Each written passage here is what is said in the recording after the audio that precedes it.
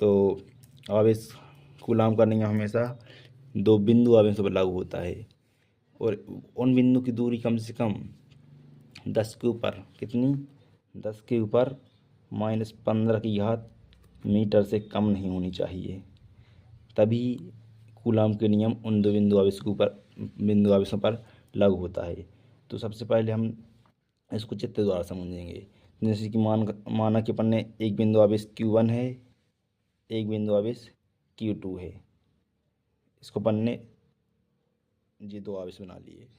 अब जैसे कि अपन Q1 और Q2 आवेश हैं, तो ये एक दूसरे से कुछ ना कुछ दूरी पर तो होंगे। तो अपन ने इनके बीच की दूरी अपन ने क्या मान ली, R। क्या मान ली अपन ने इनके बीच की दूरी क्या मान ली, R। तो अपन को उनके बीच की दूरी तो पता नहीं है, तो अपन इनके बीच की दूरी क्या मान ली, R।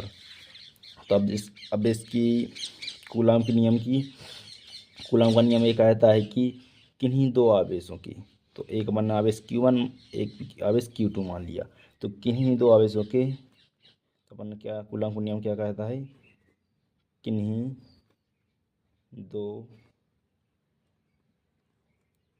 आवेशों के मध्य लगने वाला आकर्षण बल। तो अब देखो हमको ये समझना है कि किन्हीं दो आवेशों के मध्य लगने वाला आकर्षण बल। तो जब आवेश रहते हैं तो उन पर कुछ ना कुछ चार्ज उपस्थित रहता है। किसी आवेश पर प्लस चार्ज रहता है तो किसी आवेश पर माइनस चार्ज रहता है। तो किसी आवेश पर प्लस रहता है तो किसी आवेश दोनों आवेश पर प्लस भी हो सकता है। तो किसी में से एक आवेश पर प्लस हो सकता है, एक आवेश पर माइनस हो सकता है, या फिर दोनों पर माइनस हो सकता है। तो इस स्थिति में अगर मान के चलो इस आवेश पर प्लस चार्ज है, उस आवेश पर माइनस चार्ज है, तो ये दूसरे क्या करेंगे, आकर्षित करेंगे। क्या करेंगे, आकर्षित। और अगर मान के चलो इस आवेश पर इस आवेश पर प्लस चार्ज है और इस आवेश पर भी प्लस चार्ज है, तो एक दूसरे क्या करेंगे, प्रतिकर्षित। मतलब समान आवेश होने पर एक दूसरे को प्रतिकर्षित करते हैं और असमान आवेश होने पर एक दूसरे को आकर्षित करते हैं। तो इसमें किन्हीं दो आवेशों के मध्य लगने वाला आकर्षण है प्रतिकर्षण बल। तो या तो इनके बीच जब समान आवेश होंगे तो इनके बीच प्रतिकर्षण बल लगेगा, और असमान आवेश होंगे तो इनके बीच आकर्षण बल लगेगा। इसलिए तो किन्हीं दो आवेशों के मध्य लगने वाला आकर्षण आकर्षण या क्या, या प्रतिकर्षण, आकर्षण या प्रतिकर्षण बल लगेगा दोनों आवेश के बीच में। आप इनमें से या फिर आकर्षण लगेगा तो प्रतिकर्षण बल लगेगा।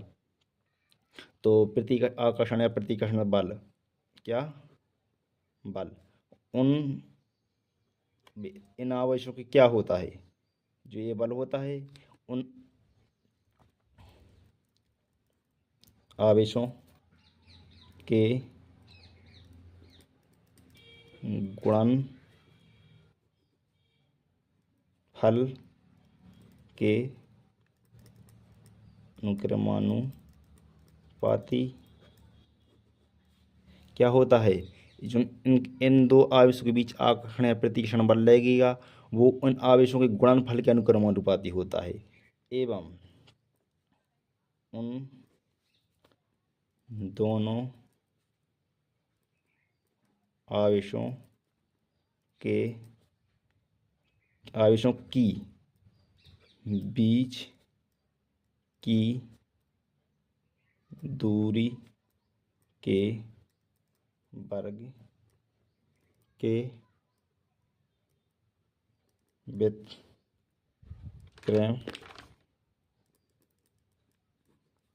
व्युत्क्रमानुपाती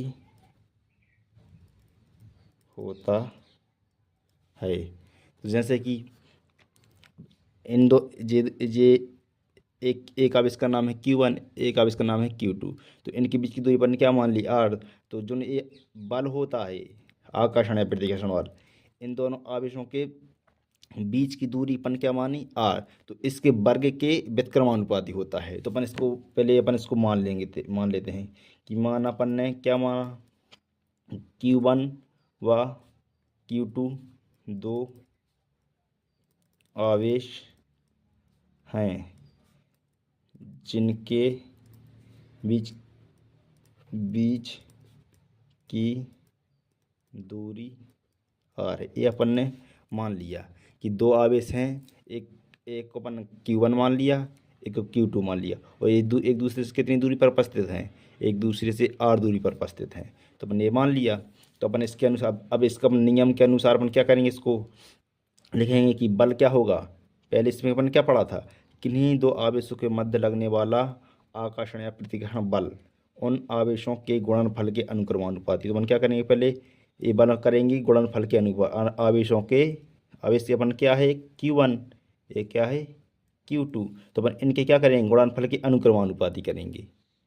अपन ने यहाँ ये गुणनफल मतलब ये गुणा का निशान लगा है मल्टीपल का, तो इन दोनों आवेशों के गुणनफल के अनुक्रमानुपाती होती। तो इसको अपन समीकरण नंबर 1 दे दिया। अब इसके बाद क्या लिखा है, एवं उन दोनों आवेशों के की बीच की दूरी के वर्ग के व्युत्क्रमानुपाती होता है। तो अपन ने देखो पहले क्या होता है, बल होता है दोनों आवेशों के गुणनफल के अनुक्रमानुपाती। फिर उसके बाद बल क्या होता है, दोनों आवेशों की बीच की दूरी के वर्ग। बीच की दूरी अपन ने क्या है, r है, तो r के वर्ग के व्युत्क्रमानुपाती होता है। तो इसको अपन ने 1 के बटे में लिख दिया, इसको समीकरण नंबर 2 दे दिया। और समीकरण नंबर 1 व समीकरण नंबर 2 से, अब समीकरण नंबर 1 और समीकरण नंबर 2 से, अब इसको अपन समीकरण नंबर 1 और समीकरण नंबर 2 से लिखेंगे। तो समीकरण नंबर 1 क्या है, देखो समीकरण नंबर 1 में बल कामा है और अनुक्रमानुपाती के अनुसार कामा है, तो अपन ने इन दोनों को कॉमा लिख दिया। इसमें क्या लिखा, समीकरण नंबर 1 में क्या लिखा है, 1Q1 इंटू Q2 अपॉन, देखो इसमें तो 1 है, तो 1 को गुणा जब Q1 इंटू Q2 में होगा तो Q1 इंटू Q2 ही रहेगा, और नीचे होगा तो इसमें क्या आ जाएगा, r² आ गया। इसको अपन ने क्या दे दिया, समीकरण नंबर 3। अब देखो इसके बाद अपन को एक अनुक्रमानुपाती का निशान इसको हटाना है।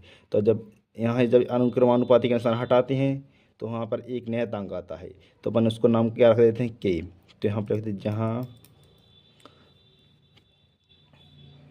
देखो अपन इसको जब हटाते हैं तो एक आता है k नियतांक, क्या आता है k नियतांक, Q1 into Q2 upon r²। तो अपन यहाँ पर क्या लिख दें, जहाँ k एक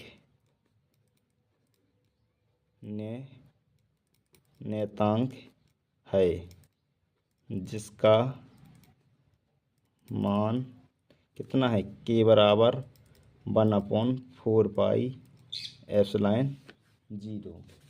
तो अपन क्या करेंगे, इसके बाद इसका मान अपन ने क्या रख दिया, 1/4πε0। तो अपन देखो इसके बाद क्या करेंगे, अपन इसका मान, अब देखो f लिखा था तो लिख दिया जाएंगे तहीं। तो अब इसके बाद क्या करेंगे, k का मान रख देंगे, जहाँ k रखा था वहाँ पर क्या लिख देंगे अपन, 1/4πε0 और Q1 इंटू Q2 को जैसे कि तैसा लिख देंगे अपॉन r²। देखो बल का मात्रा तो सबको पता है क्या होता है, बल का मात्रा क्या होता है, न्यूटन, क्या होता है, न्यूटन। तो ये क्या होगा, हो गया कूलाम का नियम। इसमें आपको कहीं भी कोई दिक्कत हो तो आप कमेंट में पूछ सकते हैं।